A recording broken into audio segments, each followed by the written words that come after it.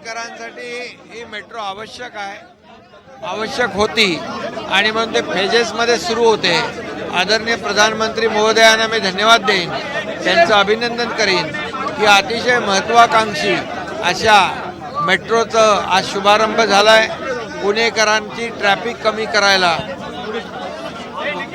Traffic मुक्त पुणे करण्यासाठी metro वरदान ठरेल. विरोधकांकडनं आंदोलनं सुद्धा केली गेली, कारण की पंतप्रधानांचा दौरा रद्द झाला, त्यावरून तात्काळ मेट्रो उद्घाटन करावं अशा पद्धतीने सुद्धा मागणी. तात्काळ आम्ही लगेच 2च दिवसात केलं. प्रधानमंत्री संवेदनशील आहेत. पावसामुळे वाहतूक कोंडी होऊ नये, लोकांना त्रास होऊ नये ही भावना मनामध्ये ठेवून त्यांनी हे पुढे ढकललं. लगेच 2 दिवसामध्ये याची आवश्यकता, गरज किती आहे लक्षात घेऊन तात्काळ आज त्याचं लोकार्पण झालं. हे संवेदनशीलता विरोधकांमध्ये नाही आहे. प्रत्येक गोष्टीमध्ये राजकारण, प्रत्येक गोष्टीमध्ये राजकारण ही दुटप्पी भूमिका घेणारे विरोधक आहेत. त्यांच्यावर आम्हाला काय बोलण्याची आवश्यकता नाही. त्यांनी आरोप करावे, आम्ही काम करू. दादा आहेत. दादा, तुम्ही सुद्धा या सगळ्या मेट्रोचं त्यांचं झालं आहे. ज्याबद्दल तुम्ही पाठपुरावा केला होता या सगळ्याच्यात, सकाळी पहाटे येऊन या सगळ्या मेट्रो मार्गाचं पाहणी सुद्धा केली. काय सांगणार, हा प्रकल्प आता पूर्णत्वास आलेला आहे आणि तुम्ही स्वतः या मेट्रो मार्गाने प्रवास करताय.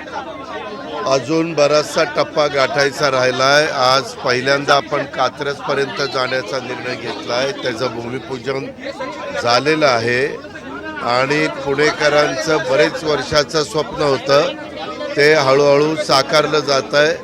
महायुतीच्या सरकारमुळं, मोदी साहेबांच्यामुळं याचं समाधान आम्हाला आहे. ज्या पद्धतीने विरोधकांकडनं सुद्धा हा मुद्दा उचलण्यात आला की उद्घाटन करावं, खरं तर केंद्रीय मंत्री या ठिकाणी असताना किंवा तुम्ही सगळी मंडळी असताना सुद्धा उद्घाटन होत नव्हतं. पंतप्रधानांचं का उद्घाटनाला काही अर्थ आहे का? उगीच काहीतरी शो करायचा म्हणून त्यांनी केलं. वास्तविक त्याच्यामध्ये आज स्वतः मोदी साहेबांनी वेळ दिलेला होता.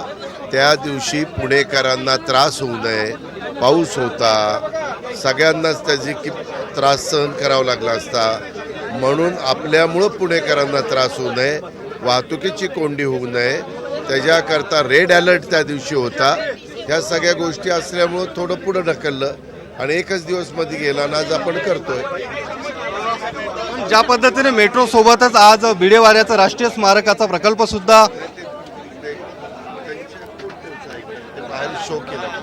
राष्ट्रीय स्मारकाचं सुद्धा आज भूमिपूजन झालेलं आहे पंतप्रधान नरेंद्र मोदींच्या हस्ते, कारण हा प्रकल्प सुद्धा गेल्या काही दिवसांपासून प्रलंबित होता. त्याच्यात कोर्ट कचऱ्या खूप कराव्या लागल्या, सेशन कोर्टात जावं लागलं, सुप्रीम कोर्टात जावं लागलं. खऱ्या अर्थाने आपल्या देशामध्ये मुलींची पहिली शाळा सुरू करण्याचा क्रांतिकारी निर्णय हा महात्मा फुले आणि सावित्रीबाई फुलेंनी घेतला. त्या पुढच्या पिढीला पण ती आठवण राहिली पाहिजे म्हणून आपण तिथं भिडेवाड्याचं एक स्मारक सावित्रीबाई फुले आणि महात्मा फुलेंचं उभं करतोय. त्याचाही प्लॅन चांगला झाला आहे. 10 कोटीची तरतूद केलेली आहे आणि तिथंही आतमध्ये जागा खूप कमी आहे, परंतु आहे त्या जागेचा पुरेपूर कसा वापर करता येईल अशा प्रकारे आर्किटेक्चरची स्पर्धा लावली आणि त्याच्यात ज्या आर्किटेक्चरचं काम चांगलं वाटलं त्याला आता ते काम दिलंय. सगळ्यात महत्त्वाचं आजचं जो स्वारगेट ते कात्रज या मेट्रो मार्गिकेचं सुद्धा भूमिपूजन आज मोदींच्या हस्ते करण्यात आलेलं आहे.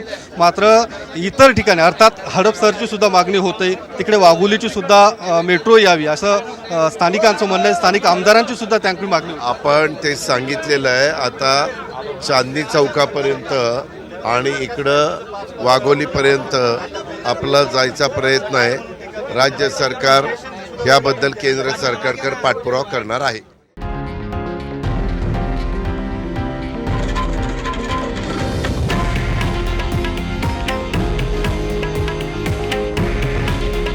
हे आहे देशातील नंबर 1 न्यूज नेटवर्क आणि आपण पाहत आहात TV9 मराठी.